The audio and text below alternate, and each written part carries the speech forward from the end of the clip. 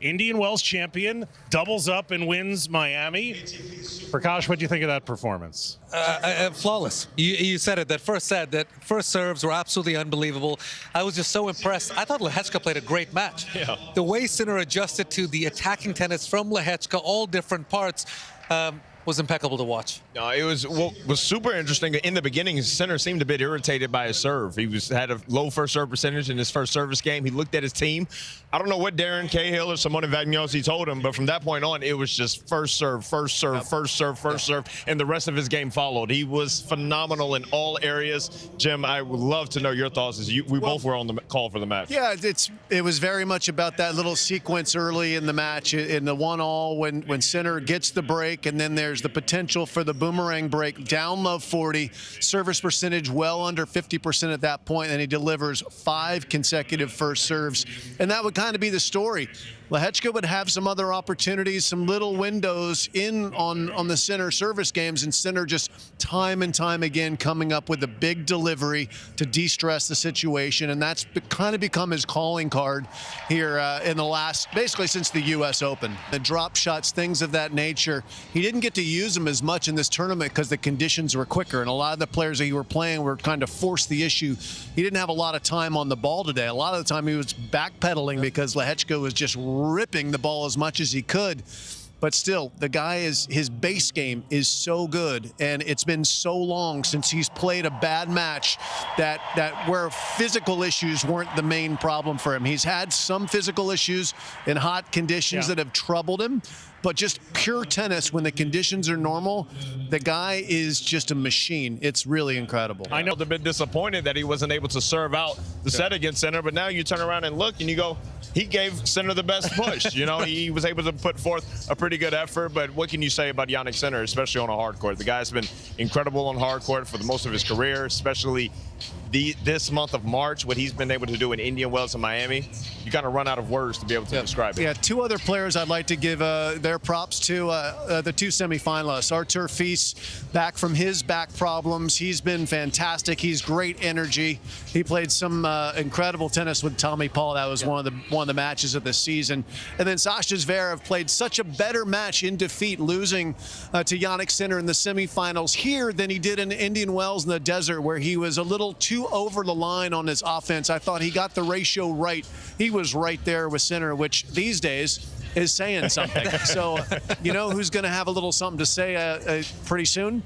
That guy Carlos Alcaraz has gotten an extra week of clay court practice, and the Monte Carlo starts a week from tomorrow. He's not losing miles per hour, and the accuracy is something that we've talked a lot about in this tournament. We'll continue to talk about how impressive it is for Jannik Sinner. I mean, he's ripping serves, right? The guy's made the adjustment since the U.S. Open when he had a poor serving day, and the team went, hold on a second, this is not right. Service percentage was down around 60% for the season at that point. From there on, he's been right around 68%. He's hitting it bigger than ever. His percentage is going up.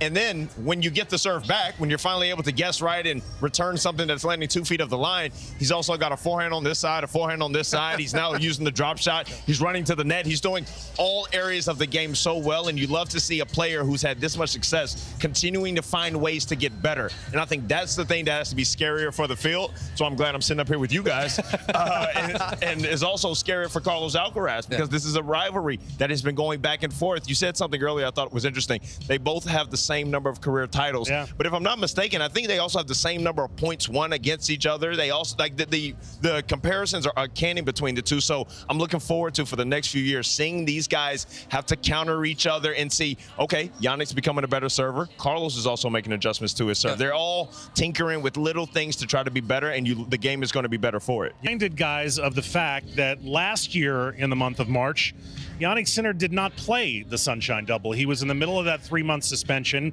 And I wonder, Jim, if you think that what he's accomplished here over the last month isn't motivated by a little extra something, a little, man, imagine what I would have done if I had been here a year ago.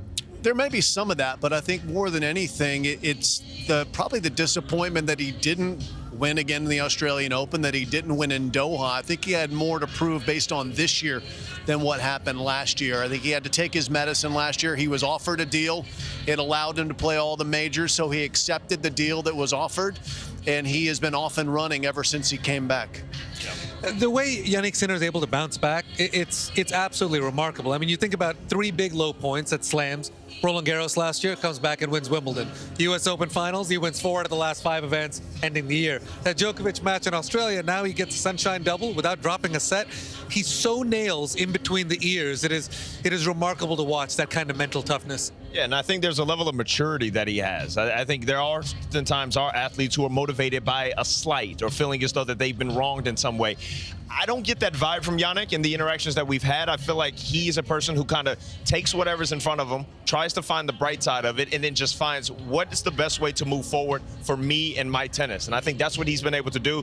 How he was able to rebound from that Roland Garros final, I have no idea. But not only to rebound, but to come back to beat Carlos in the final of Wimbledon. Down a set in that final. Set. And then Carlos was defending champion, I believe 2-time defending champion of Wimbledon. Like, it's like things just, water just rolls off his back. It's just like no matter what adversity he faces, he deals with it in the moment. He doesn't shy away from it, but when it's time to move on, he's able to do that and have the perspective of, let's look ahead, let's try to find the bright side in this, and let's continue to move forward. And I think it's incredibly impressive. It's so resilient, and I think it's why he will go down as one of the greatest champions of the sport. I think a couple of the guys that are walking behind us here, his team have a lot to do with his resilience. I remember speaking to Darren Cahill, who had to go home after Roland Garros. He had a personal thing that needed to be dealt with. He was in Australia. That's not a short flight from Paris to get to Australia. He was there for about 3 days, and he turned around and came right back because he knew he needed to be the one to be there in Halle with Jannik and help him process.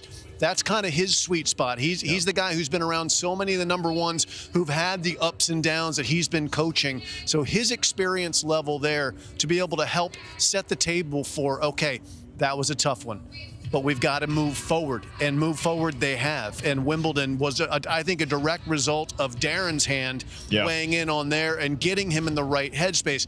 And Jannik, just like with the changes they've made to his game, he's also able to take that information on board, and that's no small thing. You can have the best coaches in the world, but if you have a player who can't absorb it and use it, you really don't have much, and they've got a magical combination. The thing I want to see, and we saw him do it against Fils, and it's a tactic that players would do a lot against great movers, volley back behind and volley short back behind. Sinner is far too good to see in the open court. You go volley into the open court, and then he's able to track it down, measure his steps, and kind of time that slide for the pass.